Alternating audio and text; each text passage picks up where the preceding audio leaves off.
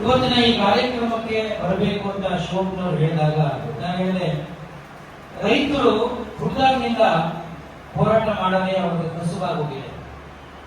ಪ್ರತಿಯೊಂದನ್ನು ಕೇಳಿ ಪಡಿಬೇಕಾದಂತ, ಪ್ರತಿಯೊಂದಕ್ಕೂ ಹೋರಾಟ ಮಾಡಬೇಕಾದಂತ, ಪ್ರತಿಯೊಂದಕ್ಕೂ ಬೇಡಬೇಕಾದಂತ ಪರಿಸ್ಥಿತಿ ಇದ್ದರೆ ಅದಕ್ಕೆ ಈ ವ್ಯವಸ್ಥೆ ಕಾರಣವಾಗಿದೆ. ಅದು ಬಹಳ ವಿಷಾದನೀಯವಾದದ್ದು ಅಂತ ಹೇಳಲಿಕ್ಕೆ ನಾನು ಬಯಸ್ತೇನೆ. ಅನ್ನದಾತರು ಅಂತ ಯಾತಕ್ಕೆ ನಾವು ಹೇಳ್ತೀವಿ? ಈ ಸಮಾಜವನ್ನ ನಡೆಸ್ತಾ ಇರೋರು ಯಾರು?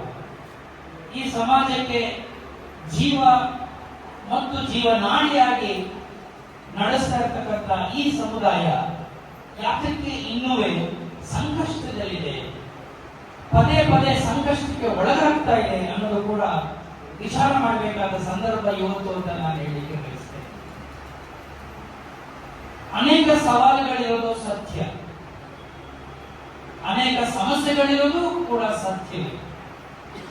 ಬದಲಾದ ಸಂದರ್ಭಗಳಿಗೆ ತಕ್ಕ ಹಾಗೆ ಹೇಗೆ ರೈತ ಸಮುದಾಯವೂ ಕೂಡ ಸ್ಪಂದಿಸ್ತಾ ಬರ್ತಾ ಇದೆ ಅನ್ನೋದು ಕೂಡ ಬಹಳ ಮುಖ್ಯ.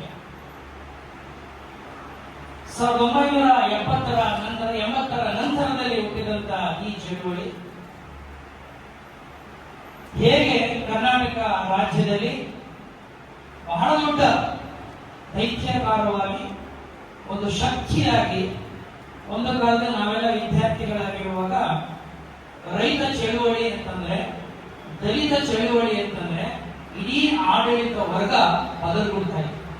ದೇರ್ ವಾಸ್ ಎ ಟೈಮ್ ರೈತರು ಬೀದಿಗಿಳಿತಾರೆ, ದಲಿತರು ಬೀದಿನಲ್ಲಿ ಚಳುವಳಿ ಮಾಡ್ತಾ ಇದ್ದಾರೆ ಅಂದ್ರೆ ಸರ್ಕಾರಗಳು ಅಲುಗಾಡ್ತಾ ಇದೆ.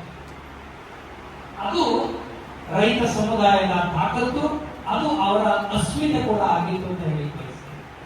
ಇದು ಹೇಗೆ ಸಾಧ್ಯ ಅಂತ ಹೇಳಿದ್ರೆ, ರೈತ ಮಣ್ಣಿನ ಒಳಗೆ ಇಟ್ಕೊಂಡಿರ್ತಕ್ಕಂಥ, ಆ ನೆಲದ ಜೊತೆಗೆ ಇಟ್ಕೊಂಡಿರ್ತಕ್ಕಂಥ ಅನುಸಂಧಾನ ಮತ್ತು ಆ ಬೇರು ಅಲ್ಲಿ ಇರೋದ್ರಿಂದ ಮಾತ್ರ ಇದು ಸಾಧ್ಯವಾಗ್ತಾ ಇದೆ. ಬೇರೊಬ್ಬರಿಗೋಸ್ಕರ ತಾನು ತನ್ನ ಶ್ರಮ ಮತ್ತು ತನ್ನ ಎಲ್ಲ ಕಾರ್ಯಗಳನ್ನ ಬದಿಗೊಟ್ಟು ಮಾಡ್ತಕ್ಕಂಥ ಒಂದು ಕೆಲಸ ಕಾರ್ಯ ಇದೆಯಲ್ಲ, ಇದು ಪರೋಪಕಾರಿಯಾದಂತಹ ಕಾರ್ಯ ಇದೆ. ಇದು ಕೇವಲ ಈ ಸಮುದಾಯಕ್ಕೆ ಮಾತ್ರ ಬರಲಿಕ್ಕೆ ಸಾಧ್ಯ. ಒಂದು ಕಾಲ ಇತ್ತು, ಯಾಕೆಂದ್ರೆ ನಮ್ಮ ತಂದೆ ತಾಯಿಗಳು ಹೊಲದಲ್ಲಿ ಕೆಲಸ ಮಾಡ್ಕೊಂಡು ಬರ್ತಾರೆ ಅಂದ್ರೆ ಅಲ್ಲಿ ದುಡಿತಾರೆ ನಮ್ಮ ಅಪ್ಪ ಅಮ್ಮ, ನಮ್ಮ ಚಿಕ್ಕಪ್ಪ ದೊಡ್ಡಪ್ಪ ಅಂತ ಹೇಳಿದ್ರೆ ಅದು ಇಡೀ ಮನೆಯನ್ನ, ಇಡೀ ಕುಟುಂಬವನ್ನ ನಿಲ್ಲಿಸ್ತಕ್ಕಂಥ ಕೆಲಸ ಆಗಿರ್ತಾ ಇತ್ತು. ಕೃಷಿ ಅನ್ನೋದು ಕೆಲವರು ಹೇಳ್ಬೋದು, ವ್ಯವಸಾಯ ಮಾಡಿ ಯಾರು ಉದ್ಧಾರ ಆಗಲಿಲ್ಲ, ವ್ಯವಸಾಯ ಅಂದ್ರೆ ನಿನ್ ಸಹಾಯ ಅಂತ. ಕೃಷಿ ಇಲಾಖೆ ಅಂತಂದ್ರೆ ನಮ್ಮ ಜೆಡಿಯು ಇಲ್ಲೇ ಇದ್ದಾರೆ. ಏನಪ್ಪ ಕೃಷಿ ಇಲಾಖೆ ಅಂತ? ಅದು ಖುಷಿ ಇಲಾಖೆ ಅಂತ. ಖುಷಿ ಅಂತ. ಕೃಷಿ ಅನ್ನೋದು ಕೇವಲ ಬದುಕನ್ನು ಮಾತ್ರ ಕಟ್ಕೊಡೋದಿಲ್ಲ, ಅದು ಸಂಸ್ಕೃತಿಯನ್ನು ಕೂಡ ಕಟ್ಕೊಡುತ್ತೆ ಅಂತ ನಾವು ಯಾರು ಮನೆಯ ಒಂದು ಬದುಕು, ಒಂದು ಕುಟುಂಬವನ್ನು ಕಟ್ಕೊಡೋದು ಬಹುಶಃ ಅದು ಎಲ್ಲ ಉದ್ಯಮಗಳಿಗೂ ಸಾಧ್ಯವಾಗಬಹುದು. ಆದರೆ ಆ ಬದುಕಿನ ಜೊತೆಯಲ್ಲಿ ನೆಲದ ಜೊತೆಗೆ ಸಂಬಂಧವನ್ನ ಕಟ್ಟಿಕೊಂಡು ಒಂದು ಸಂಸ್ಕೃತಿಯನ್ನು ಬೆಳೆಸೋದಿದೆಯಲ್ಲ, ಒಂದು ನಾಗರಿಕತೆಯನ್ನು ಕಟ್ಟೋದಿದೆಯಲ್ಲ, ಅದು ಕೃಷಿಕರಿಂದ, ಅನ್ನದಾತರಿಂದ ಮಾತ್ರ ಸಾಧ್ಯ. ಅದು ಬಹಳ ಯಶಸ್ವಿಯಾಗಿ ಈ ರಾಜ್ಯದಲ್ಲಿ ನಡೆದಿದೆ ಅಂತ ಹೇಳಲಿಕ್ಕೆ ನಾನು ಬಯಸ್ತೇನೆ. ಕೃಷಿಕರು ಅಂತಂದ ಮೇಲೆ, ನೆಲ ಅಂತಂದ ಮೇಲೆ 108 ಸಮಸ್ಯೆಗಳು ಇದ್ದಿದೆ. ನಾನು ಅದಕ್ಕೆ ಪ್ರಾರಂಭದಲ್ಲಿ ಹೇಳಿದೆ, ನಾವು ಹುಡುಗರಿಂದಾನೇ ಸಮಸ್ಯೆಗಳ ಜೊತೆ ಹೋಗ್ಬಿಡ್ತೀವಿ. ಈ ಸಮಸ್ಯೆಗಳನ್ನ ಹೇಗೆ ನಿಭಾಯಿಸ್ತೀವಿ, ನಿಭಾಯಿಸಬೇಕು ಅನ್ನೋದಕ್ಕೆ ನಮ್ಮ ಈ ರೈತ ಸಂಘಟನೆಗಳು, ಮುಖಂಡರುಗಳು, ಈಗಾಗಲೇ ನಮ್ಮ ಶಿವಪ್ಪನವರು ಮಾತಾಡ್ತಾ ಇದ್ರು, ನಾವು ಸದಾ ನಿಮ್ಮ ಜೊತೆ ಇರ್ತೀವಿ ಅನ್ನೋ ಮಾತನ್ನು, ಬಹಳ ಒಳ್ಳೆಯ ನೈತಿಕವಾದ ಒಂದು ಮಾತನ್ನು ಅವರು ಹೇಳಿದರು. ಇದು ಬಹಳ ಮುಖ್ಯ.